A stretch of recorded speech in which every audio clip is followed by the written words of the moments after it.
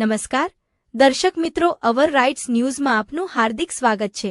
શુક્રવારે ચંદ્રના દર્શન થતાં મુસ્લિમ બિરાદરોના 30 દિવસના રોઝા સંપન્ન થયા હતા, જેથી વિશ્વભરમાં ભાઈચારાની ભાવના સાથે ઈદ ઉલ ફિત્રની ઉજવણી કરવામાં આવી। વડોદરા શહેરમાં પણ વિવિધ સ્થળોએ મુસ્લિમ બિરાદરોએ રમઝાન ઈદની ઉજવણી ઈદની નમાઝ અદા કરીને એકબીજાને ભેટીને ઈદ મુબારક પાઠવ્યા હતા। વડોદરાના ઈદગાહ મેદાન ખાતે ઈદની વિશેષ નમાજ અદા કરવામાં આવી હતી, જેમાં હજારોની સંખ્યામાં મુસ્લિમ બિરાદરો, યુવાનો, મોટેરાઓ અને નાના બાળકો જોડાયા હતા। વડોદરા શહેર ખતીબ અમીરુલ્લાહે ઉપસ્થિત હજારો મુસ્લિમ બિરદારોને પરંપરા મુજબ ભાઈચારાની ભાવનાનું સાથે ઈદ ઉલ ફિત્ર રમઝાન ઈદની વિશેષ નમાઝ અદા કરાવી હતી, જેમાં દેશના સર્વાંગી વિકાસ, વિશ્વભરમાં શાંતિ ભાઈચારાનો માહોલ વધુ બળવત્તર બને એવી દુઆ કરવામાં આવી હતી। વડોદરા શહેર ખતીબ સૈયદ અમીરુલ્લાહ શુક્રુલ્લાહ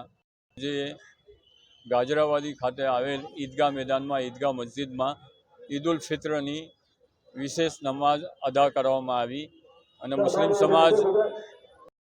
સમાજ બહોળા પ્રમાણમાં આવી અને નમાઝ અદા કરવામાં આવી છે।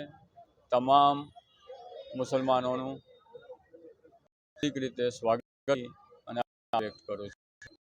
હું આભાર વ્યક્ત કરું છું। તેમજ જે પોલિટિકલ જેટલા બી એ તમામે મને સહકાર આપ્યો છે, એનો આભાર વ્યક્ત કરું છું। સાથે મારી અવાજ આવામ પહોંચે છે તો આ મીડિયાનો બી હું આભાર વ્યક્ત કરું છું। તમારી તંદુરસ્તી કાયમ રાખે અને સાથે તમે સારી જાગૃત નાગરિક તરીકે એનો બી હું આભાર કરું છું। વડોદરા શહેરના તમામ નગરજનો હું ઈદ મુબારક પાઠવું છું। આપણી વડોદરા શહેર સ્વતંત્ર તરીકે હોય છે, એ વિરુદ્ધ જે છે અકબંધ રહેવું જોઈએ અને એ પ્રમાણે હળીમળીને આપણે એક તહેવાર મનાવવામાં અને સારી રીતે ઉજવાય તેવી હું અલ્લાહ તાલા પાસે દુઆ પણ કરું છું અને સાથે મુસ્લિમ સમાજને અપીલ છું કે કોઈ ગુનાહોને ઠેસ ન પહોંચે એવી રીતે આપણે રાખીએ। હું તમામ લોકોનો આભાર વ્યક્ત કરું છું।